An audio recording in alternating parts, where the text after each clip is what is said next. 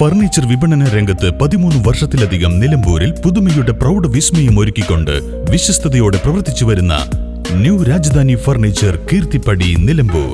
നിങ്ങളുടെ ആരോഗ്യം സംരക്ഷിക്കാൻ ലോകോത്തര ബ്രാൻഡായ ഹെർക്കുലീസ് ഫിറ്റ്നസ് എക്യുപ്മെന്റ്സുകൾ നിങ്ങൾക്കും സ്വന്തമാക്കാം. Wellnex fitness equipment sales and service near Seethi Haji stadium, Edavanna.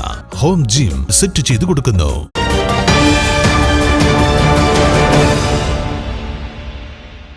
Erumamunda 200 ഏക്കറിൽ പുലി ഇറങ്ങി വളർത്തുനായയെ കടിച്ചു കൊന്നു തിന്നു. ഷിജുവിന്റെ വളർത്തുനായയെയാണ് പുലി കടിച്ചു കൊന്നു തിന്നത്. നായയെ കടിച്ചു കൊന്നത് പുലി തന്നെയെന്ന് വനംവകുപ്പ് സ്ഥിരീകരിച്ചു. ക്യാമറ ഉൾപ്പെടെ സ്ഥാപിക്കുമെന്നും അടിയന്തരമായി കൂട് സ്ഥാപിക്കുമെന്നും Nilambur north DFO P Dinesh Kumar പറഞ്ഞു. ജനങ്ങളുടെ ആശങ്ക അകറ്റാൻ അടിയന്തര നടപടി സ്വീകരിക്കണമെന്ന് ആര്യാടൻ ഷൗക്കത്ത് MLA ആവശ്യപ്പെട്ടു. ഇവിടെ ഒട്ടനവധി കർഷകർ തിങ്ങിപ്പാർക്കുന്ന ഒരു പ്രദേശമാണ്. ഇവിടെ ഇന്ന് രാവിലെ പട്ടാപ്പകൽ 10:30 മണിക്ക് പുലി വന്ന് ഈ കർഷകന്റെ വീട്ടിൽ നിന്ന് പട്ടിയെ കടിച്ചുകൊണ്ട് ഈ പാതി ഉപേക്ഷിച്ചു പോയിരിക്കുക.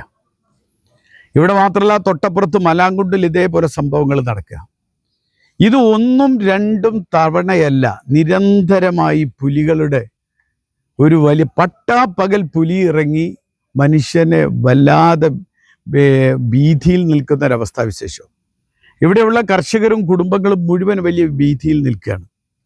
അത് ഫോറസ്റ്റ് ഡിപ്പാർട്ട്മെൻറ്റും ഇതിൻ്റെ ഉദ്യോഗസ്ഥ വൃന്ദങ്ങളും സർക്കാരും ഒക്കെ അടിയന്തരമായി ഈ കാര്യത്തിൽ ഇടപെടണം. നിലമ്പൂർ ഒരു പഞ്ചായത്തിൽ മാത്രമല്ല, നിലമ്പൂർ നിയോജകമണ്ഡലത്തിലെ വിവിധ പഞ്ചായത്തുകളിൽ നിരന്തരമായി പുലിയും കടുവയും കരടിയും ഇറങ്ങുകയാണ്. സർക്കാർ ഇക്കാര്യത്തിൽ ശക്തമായ നടപടി സ്വീകരിക്കണം. കടുവ, പുലി, കരടി, കാട്ടാനകളെല്ലാം ജനവാസ മേഖലയിലാണെന്നും MLA പറഞ്ഞു.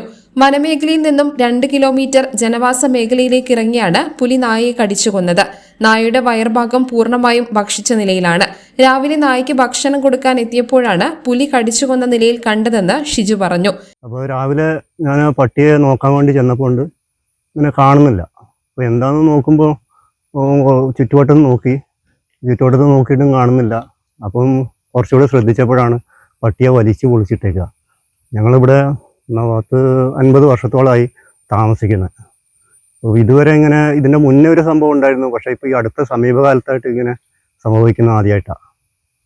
എന്താണെങ്കിലും ഇപ്പോൾ ഇവിടെ ആളുകൾക്കൊന്നും ജീവിക്കാൻ പറ്റാത്തൊരു സാഹചര്യമായി. രാവിലെ 10:30 നായയുടെ ബാക്കി ഭാഗം കൂടി തിന്നാൻ പുലി എത്തിയത് കണ്ടതായി അയൽവാസി ടോമി പുന്നോലിക്കുന്നിൽ പറഞ്ഞു. ഞാൻ എൻ്റെ മകൻ്റെ കല്യാണാർത്ഥം ഇന്നലെ ഇവിടെ ഇല്ലായിരുന്നു. രാവിലെ ഞാനിവിടെ വീട്ടിൽ വരുമ്പോൾ പട്ടിയുടെ നിർത്താത്ത കുര കേട്ടിട്ട് നോക്കുമ്പോഴാണ് ഇവിടുന്ന് കാണാൻ കഴിഞ്ഞത്. അപ്പോൾ ഈ സൈഡിൽ കൂടി ഇങ്ങനെ അങ്ങോട്ട് പോകുന്നതായിട്ടാണ് കണ്ടത് പുലി. അപ്പം ഇവിടെ ഈ തൊട്ടടുത്ത വീടുകളിലുള്ള ആൾക്കാരൊക്കെ എൻ്റെ കല്യാണാർത്ഥം എൻ്റെ കൂടെയായിരുന്നു. അപ്പോൾ അങ്ങനെ വരുമ്പോഴാണ് അങ്ങോട്ട് പോകുന്നത്. തോട് സൈഡിലേക്കാണ് പോയത്. 50 വർഷത്തിലേറെയായി ജനങ്ങൾ താമസിക്കുന്ന പ്രദേശമാണിത്. ഏതാനും മാസങ്ങൾക്ക് മുൻപ് നായയെ പുലി കടിച്ചു കൊന്നതിന് ശേഷം ഭക്ഷിച്ചിരുന്നു.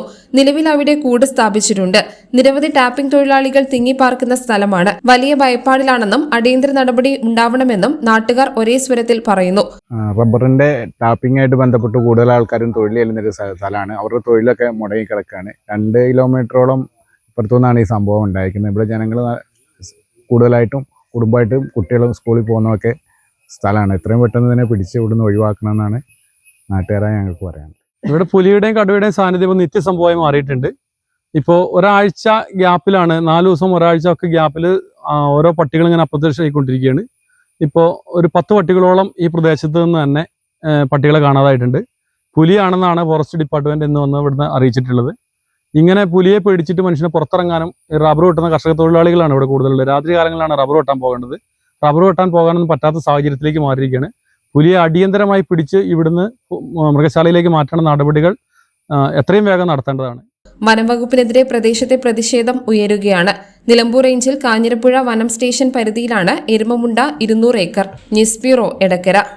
വൈവിധ്യങ്ങളായ ഇന്ത്യൻ ആൻഡ് ഇമ്പോർട്ടഡ് വളകളുടെ വിസ്മയമൊരുക്കി നിലമ്പൂർ സ്കൈ ഗോൾഡ് ഒരുക്കുന്നു പൊന്നോണം ബാംഗിൾ ഫെസ്റ്റ്. സെപ്റ്റംബർ 1 മുതൽ 10 വരെ. Sky Gold, elegance of beauty, Sky Tower, Nilambur.